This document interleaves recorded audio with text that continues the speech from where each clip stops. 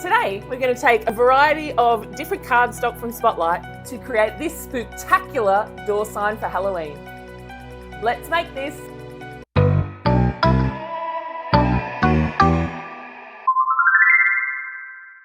For this spookalicious project, we're going to be using 3 grip mats. So we've got the light grip, the standard grip, and the strong grip mat.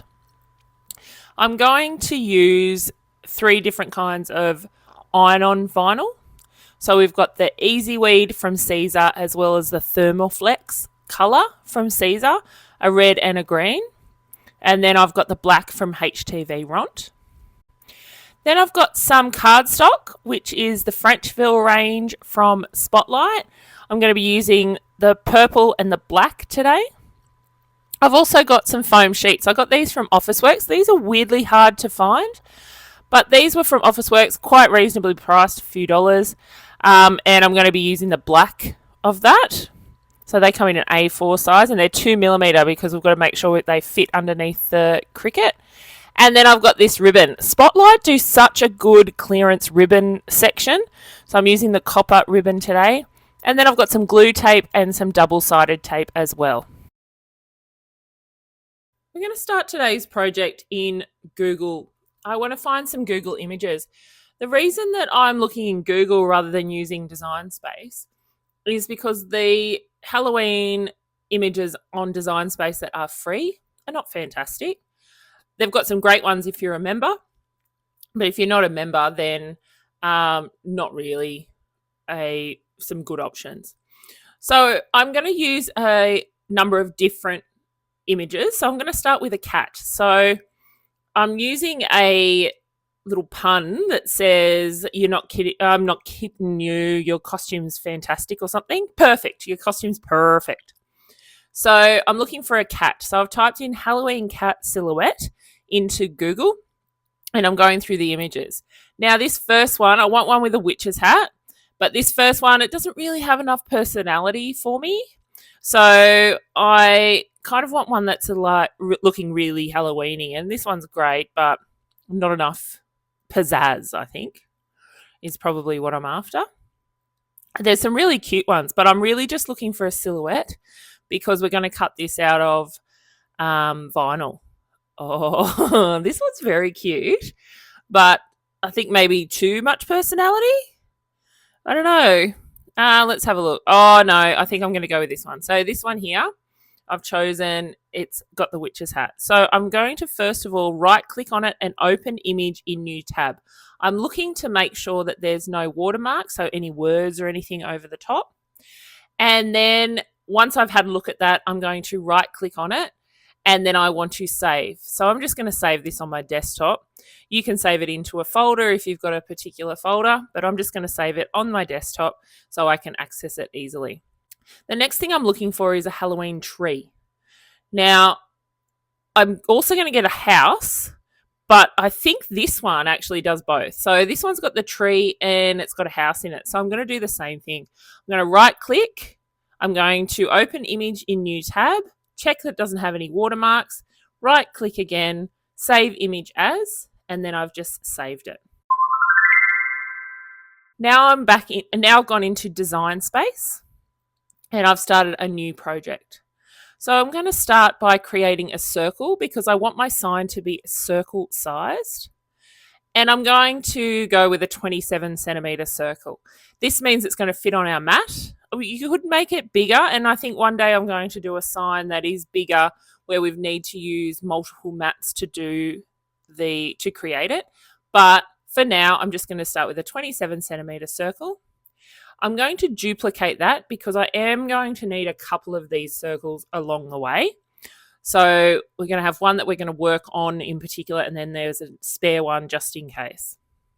So I'm going to start by uploading my 2 images. So I'm going to start with the tree.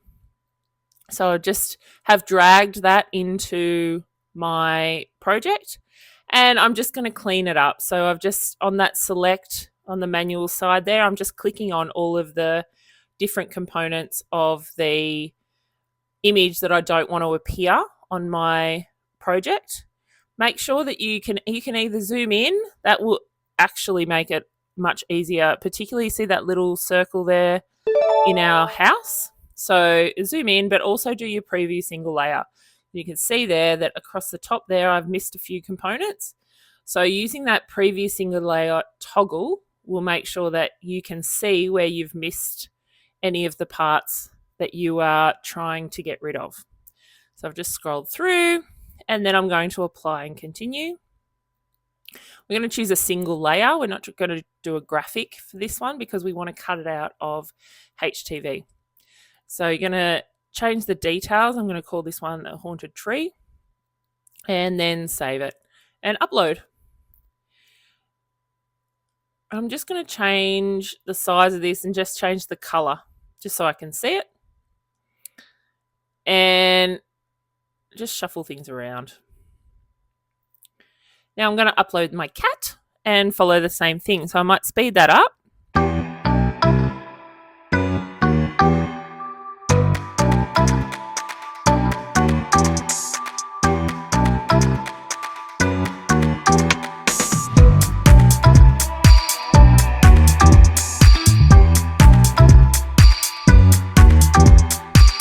All right, now that I've got my cat in the screen here or on the canvas, I just change it to purple just so I can see it really. And first image that I'm going to tackle is this tree and the house.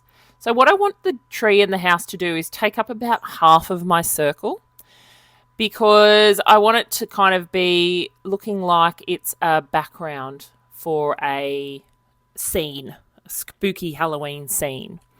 So I'm just doing a little bit of a resize, and then I'm going to select both the tree and this circle. Okay. Now, once I've done that, I'm going to go down to combine, and I'm going to click on subtract. Now I'm choosing subtract rather than slice this time because I don't want any of that to be left over. What I've done is I've created like a moody background image. So when I change this to red, you'll be able to see how this is kind of like the night sky of a Halloween Eve. And then I move my black circle, my spare black circle, to behind there so I can see the full effect. Just duplicating that circle because I need to use it, actually that circle, a number of times. So you'll see there's going to be a lot of duplications of that circle. But just to start with, you can see what I'm kind of going for with that background. I'm going to use red HTV to put over the top of the black cardboard. All right, so I've resized my cat a little bit, and I'm just creating an offset. I'm going to go for a 0.3 centimeter offset of my cat, and then I'm just going to group those two together. First of all, I'm going to swap over the colors because I'm actually using black HTV and purple card for the offset. So I'm just going to highlight both, and I'm just going to group them.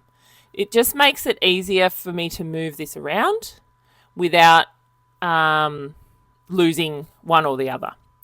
So I'm just sizing it here because I just want to make sure that it's going to fit nicely inside our project. This is going to have a foam tape backing, so it's going to pop up off the red scene. All right, so I've got one of my circles here. So the second circle that I've duplicated, and I'm going to need another one. So first of all, I'm going to ungroup my cat because I'm going to do a slice for different parts of the cat. Now I've duplicated my circle, and I'm just going to hide it for now. I'm going to use it in a minute, but I'm just going to hide it for now. Then I'm choosing my black circle, and I'm choosing the purple offset, and I'm going to slice. You can see that I've got a purple offset slice, and I've got the purple feet sliced. The purple cat component I'm going to keep. The purple feet I'm going to get rid of. So you'll see that I'm going to click on the slice result at the top and delete that. And then I'm just going to move my purple offset cat out of the way. Now I'm just going to change the cat to yellow just so I can see it against the black. And then I'm going to delete the circle slice result. The reason I want to delete that is because it's got a hole where I need it to cut. But I am just going to highlight the black slice result and the yellow cat, and then I'm going to hit slice again. So now you can see I've got the yellow feet, a yellow cat with a rounded bottom, and then I can delete the yellow feet and I can delete the black cat. And now I've got a yellow front component of my cat and a purple back component of the cat. Hopefully that has made sense. Slow it down, go back and have a look again, because that might help you with working out where the slices need to happen. But it is a matter of making sure that you are choosing images that you can slice through. I've used the cat as the second slice because it means that it's going to be exactly the same as the first cat slice. And I just need to align them. So the first alignment is to center horizontally, and then I want to align bottom. So that means that the bottoms of the two cats are sitting exactly on top of each other, and I've still got my purple offset. Then I've made the yellow cat, I've turned it black, and then I've put the purple and the black cat together. And that's really important in this because I need the purple offset to be able to be seen. Now I've regrouped the cats together just so that when I move them, I don't separate them again. And again, this is mainly for our visual component here because we are going to cut all of those separately. Now I'm going to start on my text. So I'm not kidding around. Your costume is perfect. So I'm going to start with the I'm not kidding around. Now I want to use a Halloween font. Now I've downloaded some Halloween fonts previously using 1001fonts.com. And if you want to see how to do that, go back and check it out on the Halloween candy holder because I downloaded Scary Girls and Scary Mumsters font. And you can go back and have a look on how to do that. Now I've done a search for Halloween and I've only got one Halloween named font. But when I scroll, I'm going to scroll down to Phantom Fingers because Phantom Fingers is the ultimate, I think, of Halloween fonts. And then I'm just going to play around with the heights and the size of different components of the text. I'm going to speed this up, but essentially what I'm going to do is I'm going to change the kitten to be a bigger font than the I'm not and around. And I'm also going to make the perfect, PURRFECT, I'm going to make that bigger. So it's just going to be regular font, regular size, and then we've got kitten because that's part of our pun, and the perfect as part of our pun are both going to be bigger. So I'm just going to speed that up for the moment, and then I'll come back.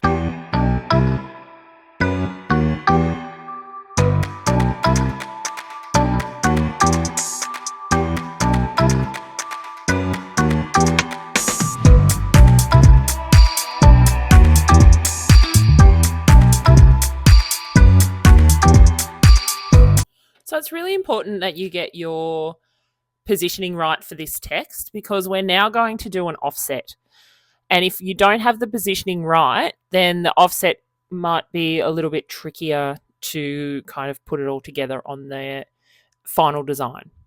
So I'm going to do a 0.3 offset for I'm not kitten. Then I'm going to go in and I'm going to do a contour check and just make sure that I've gotten rid of any of those tiny little holes, particularly because we are cutting this. The offset will be cut out of cardstock. And so the smaller holes that you create using when you're cutting cardstock, the more likely you are to have issues where it doesn't actually cut it out properly and it might start dragging that cardstock around. So make sure that you go in and you do fix up any of those contours. You can see also that I've done an attach for I'm not and kitten, the actual words, not the contour, because I want it to cut out all as one piece. So if I hadn't have done that, because I'm not and kitten are two different components, they would have cut them out separately. So do an attach for that just to make it a little bit easier for yourself. So now I've got that circle that I hid a little bit earlier. I've now brought it out. So I've clicked on the little eyeball and made it appear. And then I've done a -1 offset on it, because what I'm doing is creating a border, because I think that it will just kind of enclose this design just a little bit more nicely. So a 0.1 offset means that the offset goes inside the circle or the shape that you've created, not the other way around. Somehow I've made this circle smaller. I don't remember doing that. Well, that's weird.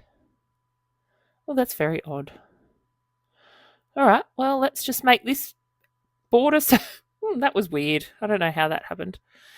So I've just made that border smaller. I don't know what that was.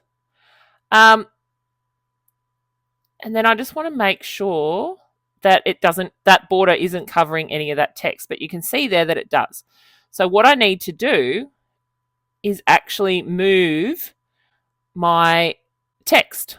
So I'm just going to do a select of all of the text, so the offsets as well as the actual text, and I'm just going to resize that. And then just check that that border now fits nicely over the top, which it does. I think it's going to look cool. I think when this is cut, it should be great. Because I want that border to also sit out off everything. Okay, but I don't want to be able to see, because if I use that white foam tape, I'm just going to be able to see bits and pieces of the white. So I'm going to do a foam border as well. So I'm just going to duplicate. So I'm just going to change the color of the circle to purple. The reason being is it needs to be on a separate mat because it's the foam one. And by changing the color, then I know that that particular purple color needs to be cut out with foam, and I can change the settings more easily when it comes to the make component. Now that circle isn't going to fit on our A4 piece of cardstock because it's a 25 centimeter circle. So what we're going to do is actually halve this. So I've got a rectangle and I am just going to make it so that the rectangle, because we've got a 25 centimeter circle, we need a 12 and a half centimeter rectangle by something that's bigger. So I've gone 26 centimeters across and 12.5 height. And then all I need to do then is select both the purple circle and our rectangle, and I want to align bottom. The reason I want to align bottom is so that I know that we are kind of halfway, well, definitely, not kind of, but we should be halfway along that circle. Now I'm just checking because it doesn't look right, but I'm just checking. I've just duplicated that rectangle to make sure that it fits, and it does. So now all I want to do is I'm just going to hide that black circle that's behind there because I don't want to halve that. I just want to halve the purple one. So I'm going to select the purple circle and the rectangle, and then I'm just going to do a slice. The reason I'm doing a slice rather than a subtract is because now I've got two pieces of my purple circle. So you can see there that I've got two pieces. And so I hope that when we go into make this, that it will fit like I'm moving it around here. So now if I go to make sure that you save this. And now if I go down to make, you can see that it fits like that. Now, I don't want it to fit like that because we've got an A4 piece. So this is where you are able to manipulate, and you will need to manipulate your shapes. So I've just moved mine around, and you can see because our piece of A4 is about 21 by 28, I think, or 27. So I'm just moving that around, and then so it's nearly, I think it's going to have to just about be right on top of each other because you can see it's 29 there and I've got 19. So that should be okay. So now I'm just going to hit continue, and we need to then choose the right blades and the right settings. So for my circles, I'm going to go into search all materials and I'm going to type in foam. And then I'm going to choose craft foam. Now, you'll see that the craft foam, and I'm going to use more pressure, and you'll see here that the craft foam is asking you to load a deep point blade. So you need to make sure that you choose the correct blade for that. And then for the other ones, I'm going to choose cardstock for mat 1, which has got the circle outline kind of thing, as well as the offsets. So it's got the circle outline and the offsets. Then I'm going to choose cardstock for mat 2. Mat 3, we need to reverse that. So we need to mirror it because it is a cat, which we're using HTV4. For mat number 4, the red one, we need to mirror that as well. And mat number 5, which is the orange one, we also need to mirror because mat 3, 4, and 5, we're using HTV to put over the top of our cardstock. So make sure that you are choosing the right ones. If you wanted to do all of this in cardstock, that wouldn't be a problem at all. It's just that I find it easier to use HTV for the gluing component, really. And also, because the red one in particular is lots of moving parts, it just means that it's all going to go straight down in a perfect alignment, rather than if you're trying to glue it all down, you might make it a bit skew, which might be okay because it's a weird tree, but with the HTV, it's all just sitting there perfectly. So now let's move on to actually putting it all together. Just before we go into the sped up cutting video, I just wanted to show you what to do with the foam mat. So I've got it on a purple mat, and which is the strong grip one, but I've also got masking tape around the edges. This is just for extra insurance to make sure it doesn't move around during that cutting process. Even if your strong grip mat is brand new, you should do this as well. And then you've got your deep point blade as the cutting mechanism. So I think it's always in a black housing, but you can actually, I don't know, I could be wrong, but I think you can actually put it in a regular housing. But because it's black, it stands out, which means that you know that you've got the wrong one in. So I've got a black housing on mine, and I just need to put it into that B clip. So I just open it up, take out the fine tip blade, and then put the deep point blade in.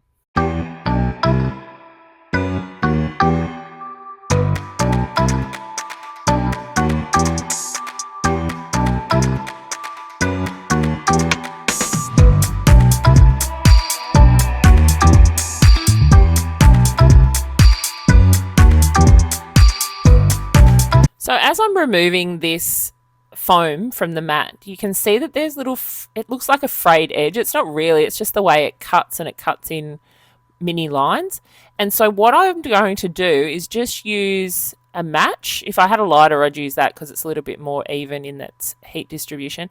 But I'm just going to use a match and just run my match along the edge just to kind of get rid of some of those little scraggly bits. It's not perfect, but makes it look a little bit better. You'll have a look here that I have actually done a little bit too much of a burn at one point because I've put a big gap in it. But just go along and just do that if you want to make it a little bit neater.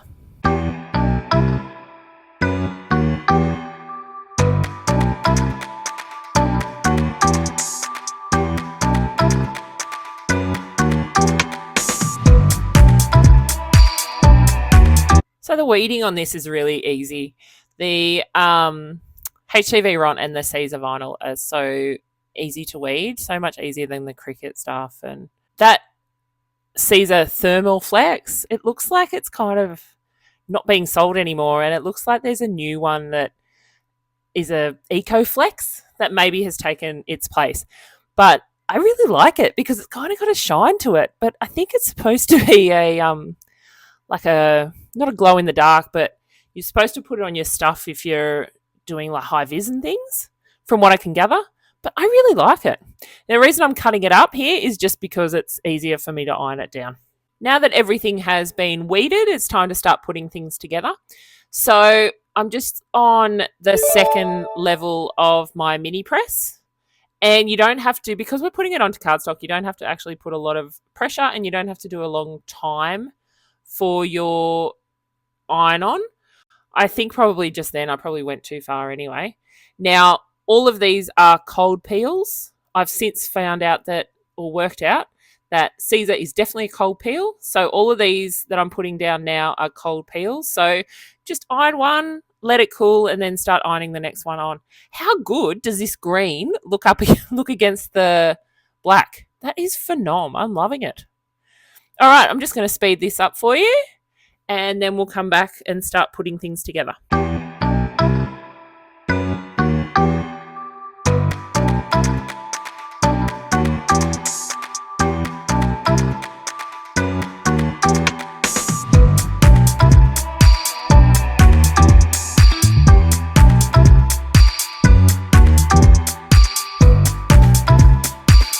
So now that we've done all the hard work, it's now just a matter of putting it together, and this is the fun bit. So I'm going to start by putting some little foam squares on the back of the cat, because I want the cat to jump up off the background there, because it's the one who's essentially doing the talking, I guess, who's saying, I'm not kitten, about your costume. So I'm just going to put a little bit of white tape on that. I'm also then going to put a little bit of white tape on the text as well, and just start positioning all of that in the spots where I want it to be. I'm going to just make sure that you do check every now and then with your border to make sure that your border is in place. Well, not that your border is in place, but making sure that your text fits inside that border before you start doing any sticking down. So the cat, we know, sits on the bottom of the circle, but our text is a little bit different. So when you are adding your text, make sure you've placed your border there. You don't have to have stuck the border down yet, because we actually want it to be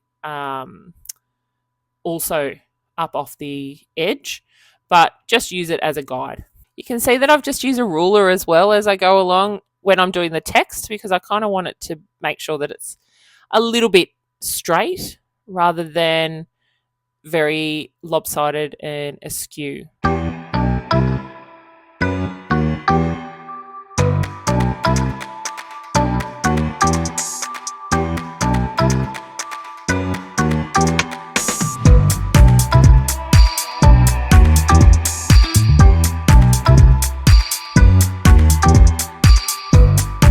that's looking cute. I do like it. All right, now time for the border. So with the border, I'm going to see if this glue tape works. So this is the one I got from Shein. I don't want to use hot glue because it gets messy, but if I need to, I'll use it. I just don't really want to. So I want to see if this, the glue tape will work first. So I'm going to put the foam border down first. You can see it's a little bit askew, but as I place it down, I can reshape it. So it's not really a big deal. Now, I've cut enough foam for the whole circle, but because the cat sits on some foam tape, we actually don't need to put it all the way around. So I'm just going to start a little bit on the right-hand side of the cat, and then you can see that as I move it around, I'm just really positioning it. I'm glad I chose the black foam because I'm using the black border, and I just hate for you to be able to see a different color under there. But, you know, if a different color is all you've got, a different color is all you've got. The reason that I am doing this project is because it's something that you can use for one season and then you can make something new next season. I didn't want to use wood or any kind of MDF board because I didn't want it to be something that you kept. Where in Australia we don't really do Halloween, so I like the idea of Halloween. It's not something that I grew up with. So the decorations are cool, but I don't know if it's something that you might want to change each year. So that's why we're doing it out of cardstock. So that foam seems to have stuck down with that glue tape, which I'm really happy with. And now I'm not going to put the glue tape on the foam. I'm going to put the glue tape on the card. So I'm going to go around the edge of this circle that we created, our card circle. And then all I need to do is lay it down. Now, you can see towards the end here that it's actually, I don't know what happened. I don't know how this happened. I don't know what it is, but the circle actually turned out to be a bit bigger than the actual requirements. Even though it all sits nice, I don't know. It's like one of those weird magic tricks where they move the dice and you start with 9 dice and then you take one away and it still is 9 at the end. I don't know what it is. But we've ended up with a circle that's a little bit bigger than what we needed. So I've just cut it and just overlapped it. It's just along the bottom there and you can't really see it because it's black. That's the great thing about using black card. You can't really see the gaps or the things that fold over each other because the shadows don't really appear. So I'm really actually quite happy with this. I think it's going to look cool. And so the final step here is to do a bow. Now, I am by no means any kind of bow expert. So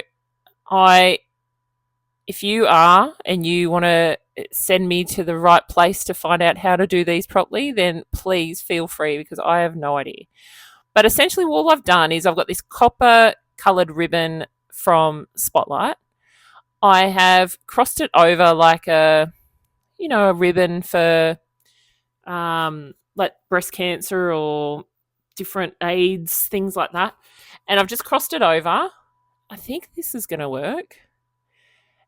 And then, so I want it quite, no, do I want it really big? I think so. I want it bigger anyway. And then I'm just using a second piece and I'm just going to wrap it around to be the middle part of the bow. I didn't want to tie it because I think the tie is going to be way too tight, I think. I just want it to sit nicely. So I've just wrapped that around. I think it's going to be okay. I don't know. Yeah, I don't know. I think it's going to work. I really probably should have Googled this. I'm sure that there's a better way of doing this. But this is where I've ended up. I just need to make that middle bit tighter, I think. All right. So I'm going to start. So I'm using hot glue because I think hot glue is probably the only way this is really going to stay together. I've thought about using glue tape, but I don't think it's the miracle cure. Whereas hot glue gun always is. It's just messy. See that stringy bit? Ugh. But anyway, all right. So I'm just going to glue bits and pieces together. So I'm going to speed it up because for anyone who is good at making bows, this is going to be one of probably the most frustrating things I've ever done on this channel so far for you. But if you aren't a bow person, all I've done is cross it over. I'm sure there's better ways of doing it. But yeah, I'm just going to speed this up for you.